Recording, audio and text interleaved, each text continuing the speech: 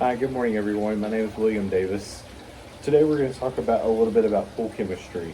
Today I brought the speech outside today so we could do this speech for you today. We're going to talk about water chemistry. Water chemistry is basically to where you can have your balanced chemicals inside of water if you were to use it for a pool purpose or an aquarium purpose. But today we're going to talk about it for its pool purpose.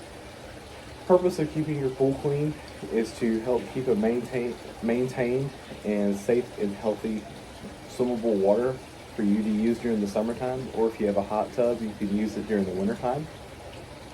It is also the advantage to keep your backyard looking very good. And thirdly, it also makes everyone happy that everyone can use a swimmable water source. So today I have with me these test strips from Leslie's Pool Supply. These test strips are basically going to test for things such as pH, chlorine, total chlorine, alkalinity, and calcium hardness, as well as cyanuric acid, which is stabilizer for the water. And today we'll experiment and show you how to use these test strips with a balanced pool as well as a dirty pool. So to best and accurately show you what types of chemicals these two test for, the top is calcium hardness, total chlorine, total bromine if you're using a spa, free chlorine, pH, total alkalinity, and stabilizer, which is the cyanuric acid. On these test strips, it does show you the ideal levels of calcium hardness, which is called total hardness. The ideal range is between 250 and 500. The total chlorine or total bromine, which is the total chlorine's on the top and the bromine's on the bottom if you're using a spa. The total chlorine level, which is ideal, is between a 1 and a 5 or 2 and a 10 on the bromine scale.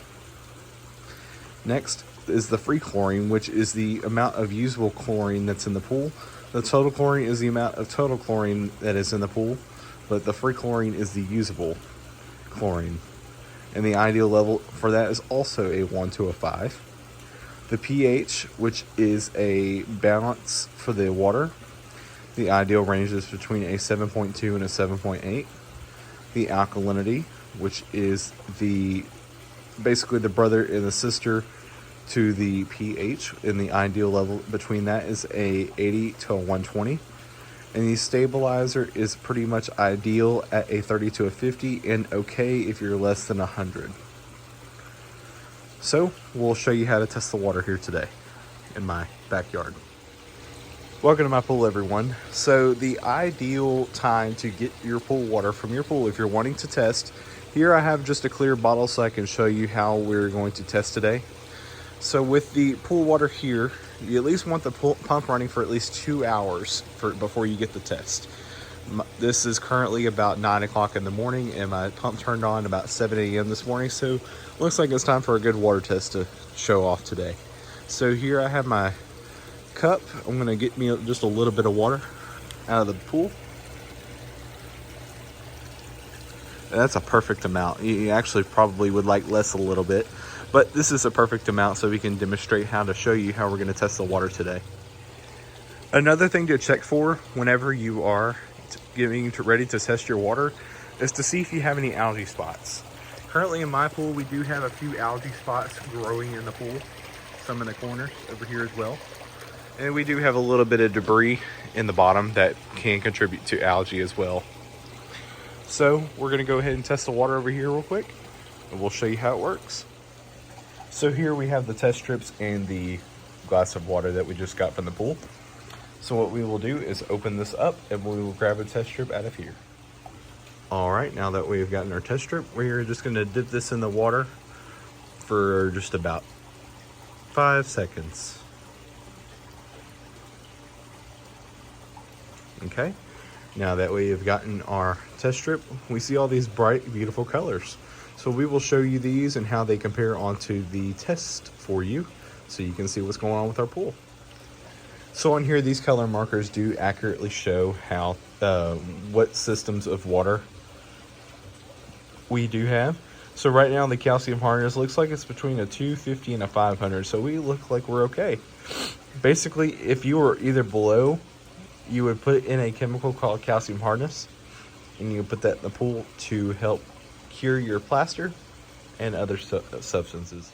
Our next thing on the test strips is going to be the total chlorine as well as the free chlorine. And it looks like we're really, really low. So it looks like tonight we are going to go put in some calcium hypochlorite, which is pool shock. And that is going to raise the chlorine levels inside the pool. Next, we're going to talk about the pH. The pH is basically the buffer for how good the water clarity will be. And right now our pH is at a 8.4, so it looks like we're going to put in a little bit of hydrochloric or muriatic acid. Basically what that will do is bring down the pH levels in the pool. And if you're wanting to raise the pH in the pool, if you, let's say we're at a 6.8 or a 6.2, somewhere in that range, you would put in anything called alkalinity up. And alkalinity up is the next thing we'll talk about today on our test strip. So which is going to be the total alkalinity. Our total alkalinity looks like it's going to be right between a 120 and a 180. So we might put in a little bit of muriatic acid for that as well. So if either the pH or the alkalinity were to be too high, you would put in muriatic acid.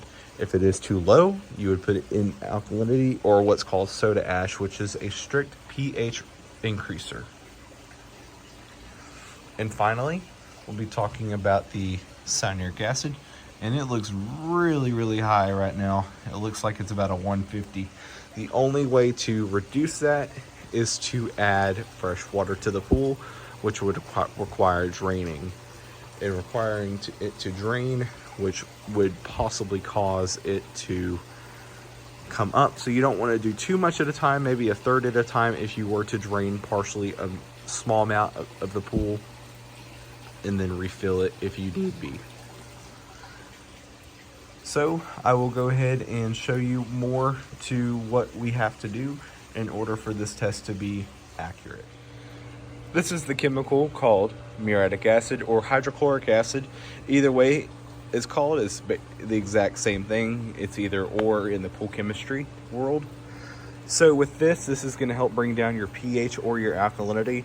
So depending on your parts per million and your gallons per the pool, my pool is actually roughly about 18,000 gallons. So if you did the pool chemistry correctly, it would require about a quart of this muriatic acid here. And then we would put that in the pool, but I'm not going to do that today because I would like my parents to okay before I put anything in the pool so it does not turn any more green on us. So we'll show you the next thing that you might need in case the pool starts turning green. All right, so this is the chemical called calcium hypochlorite. This is a 73% version of calcium hypochlorite. This is going to be the strongest stuff that they do sell out in the markets if you were to put any non-stabilized chlorine in the pool.